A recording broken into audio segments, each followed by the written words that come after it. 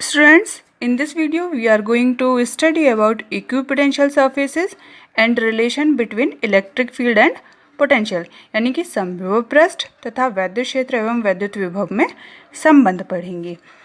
Equipotential surfaces क्या है, यानी कि व्हाट इज इक्विपोटेंशियल सरफेसेस, समविभव पृष्ठ होता क्या है।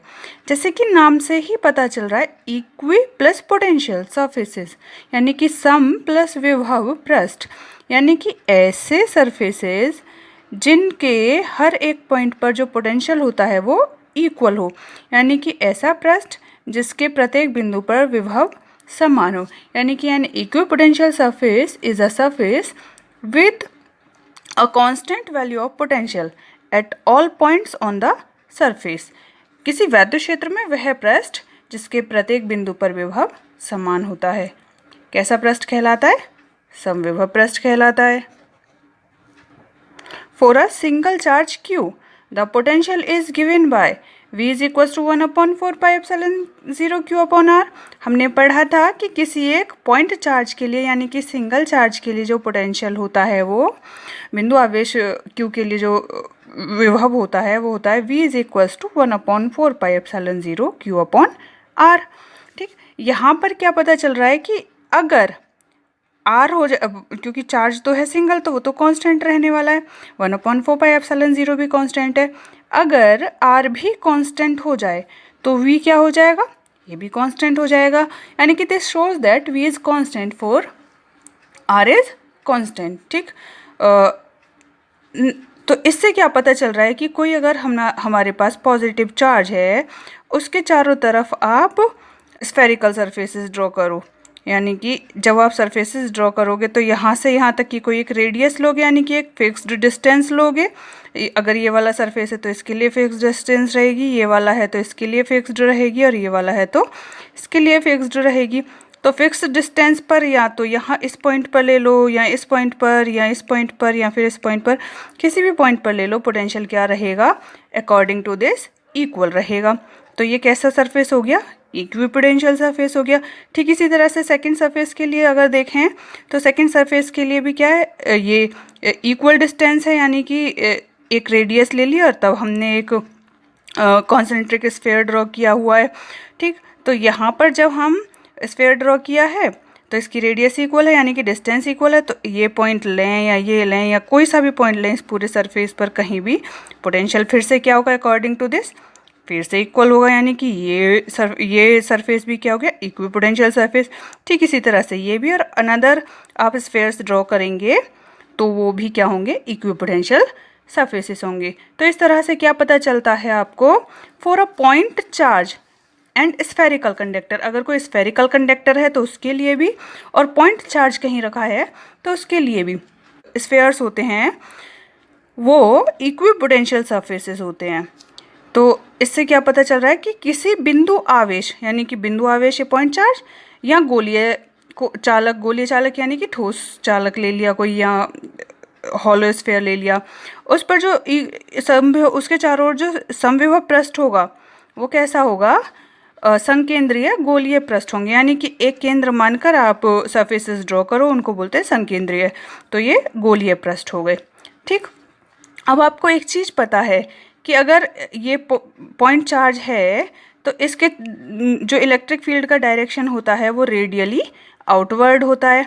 ठीक, तो रेडियल लाइंस होती हैं। रेडियल लाइंस का मतलब कि इलेक्ट्रिक फील्ड क्या होगा, हर एक पॉइंट पर अगर कोई सा भी एक सरफेस लेंगे, ये कोई सा भी एक सरफेस ले लीजिएगा, सपोज कीजिएगा हमने ये थर्ड वन सरफेस ले लिया, तो यहाँ पर क्या होगा, जो इलेक्ट्रिक फील्ड की जो डायरेक्शन होगी वो रेडियली आउटवर्ड, यानी कि नॉर्मल होगी हर एक पॉइंट पर। अगर इस पॉइंट पर देखा जाए तो ये परपेंडिकुलर है एक तरह से, इस पॉइंट पर देखा जाए तो इस पॉइंट के परपेंडिकुलर, ऐसे ही इस पॉइंट पर देखेंगे तो पॉइंट के परपेंडिकुलर, इस पॉइंट पर देखेंगे आप तो भी परपेंडिकुलर, यानी कि नॉर्मल एट एवरी पॉइंट हो जाएगा। ठीक, तो फाइनली यहाँ पर ये भी इसका अगर हम पोटेंशियल देखें तो ये हर जगह V1 रहेगा, इसका देखेंगे तो हर जगह V2 रहेगा क्योंकि सेकंड सरफेस है, और थर्ड वन सरफेस के लिए V3, यानी कि हर एक पॉइंट पर जो पोटेंशियल रहेगा वो इक्वल रहने वाला है। यहाँ से एक और चीज़ पता चलेगी कि अगर मान लो कोई यहाँ पर चार्ज है, ये एक हमने वो ले लिया है, गोलीय चालक ले लिया है, यानी कि स्फीयर ले लिया है, और यहाँ पर एक पॉइंट है ए और यहाँ पर दूसरा पॉइंट है बी। तो अगर इस पर चार्ज डिस्ट्रीब्यूटेड है तो चार्ज को इस पॉइंट ए से बी तक ले जाने में हमको कितना वर्क डन करना पड़ेगा, अगर हमें ये देखना हो तो आप जानते हैं due to the definition of electrostatic potential. Electrostatic potential की डेफिनेशन होती है कि delta V is equal to W upon Q. ठीक, तो आप चार्ज को लेकर जा रहे हैं, वर्क डन देखना है, तो उसमें क्या था, पोटेंशियल क्या था इसमें, बिकॉज पोटेंशियल क्या है, कांस्टेंट है, तो डेल्टा वी की वैल्यू क्या हो जाएगी, ज़ीरो हो जाएगी फ्रॉम ए टू बी। अब डेल्टा वी की वैल्यू ज़ीरो हो जाएगी तो वर्क डन भी ज़ीरो हो जाएगा। कैसे हो जाएगा ज़ीरो, ये देखिएगा, W is equal to Q delta V, यानी कि डेल्टा वी ज़ीरो हो गया तो डब्ल्यू भी क्या हो गया, ज़ीरो हो गया। तो इससे हमें क्या पता चल रहा है कि किसी आवेश को, यानी कि किसी चार्ज को इक्विपोटेंशियल सरफेस के किसी एक पॉइंट से दूसरे पॉइंट तक ले जाने में जो वर्क डन होता है वो इक्वल टू ज़ीरो होता है, यानी कि कोई वर्क की ज़रूरत हमें नहीं होती, नो नीड ऑफ वर्क। अब नेक्स्ट है, for uniform electric field equipotential surfaces are parallel. अभी हमने पढ़ा था पॉइंट चार्ज के लिए, अब है यूनिफॉर्म इलेक्ट्रिक फील्ड के लिए इक्विपोटेंशियल सरफेस जो होते हैं वो पैरेलल प्लेन्स होते हैं। कैसे, हमने एक यूनिफॉर्म इलेक्ट्रिक फील्ड ले लिया, ये फील्ड लाइंस पैरेलल हैं। ठीक, एक सरफेस अगर हम इसमें ये एक सरफेस ड्रॉ करें, एक दूसरा ये ड्रॉ करें, तो इसके हर एक पॉइंट पर, क्योंकि इलेक्ट्रिक फील्ड लाइन क्या होंगी, इक्वल डिस्टेंस कवर कर रही होंगी, कहीं एक जहाँ से ओरिजिन पॉइंट होगा इलेक्ट्रिक फील्ड का वहाँ से, तो इसके हर एक पॉइंट पर पोटेंशियल, हमने पहला सरफेस बोला है 1 तो पोटेंशियल V1, ऐसे इसके हर एक सरफेस पर पोटेंशियल V2। तो ये क्या हो गया, पैरेलल प्लेन्स हो गए। ठीक, नेक्स्ट है हमारा, for line distribution of charge equipotential surfaces are coaxial cylinders, यानी कि लाइन डिस्ट्रीब्यूशन यानी कि रेखीय आवेश, एक वायर है, यानी कि एक लाइन है, उस पर चार्ज डिस्ट्रीब्यूटेड है, पॉजिटिव चार्ज, तो उस पर इक्विपोटेंशियल सरफेसेस कैसे हम चेक करेंगे, वो होते हैं कोएक्सियल सिलेंडर्स। यानी कि हमने पिछले चैप्टर में भी देखा था, लाइन के अकॉर्डिंग हम क्या करें, सरफेस ड्रॉ करें, तो ये सिलेंडर बना, ये जो लाइन है हमने इसकी जो इस पर चार्ज डिस्ट्रीब्यूटेड है, ये मान लिया कि ये इसका एक्सिस है एक तरह से इन सिलेंडर्स का। ठीक, तो एक सिलेंडर ये बन गया, दूसरा सिलेंडर ये बन गया, तो इस लाइन से यहाँ तक की डिस्टेंस ये हर जगह इक्वल है, ऐसे ही ये वाली डिस्टेंस इक्वल है।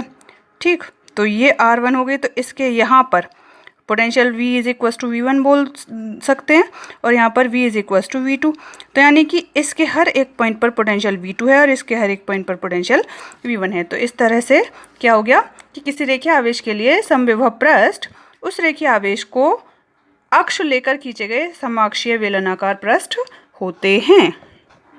नेक्स्ट है हमारा, relation between field and potential, यानी कि वैद्युत क्षेत्र और वैद्युत विभव में संबंध देखना है हमें, रिलेशन होता क्या है।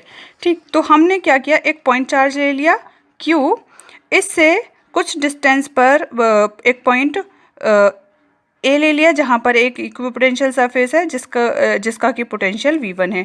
एक दूसरा सरफेस ले लिया इससे कुछ डिस्टेंस पर B, जिसको B बोल सकते हैं आप, इसका पोटेंशियल, क्योंकि दूसरा सरफेस है तो इसका पोटेंशियल V2 ले लिया। ठीक है, अब एक पॉइंट, ये पॉइंट चार्ज था, तो एक टेस्ट चार्ज यहाँ पर हमने दूसरे वाले सरफेस पर रख दिया Q0।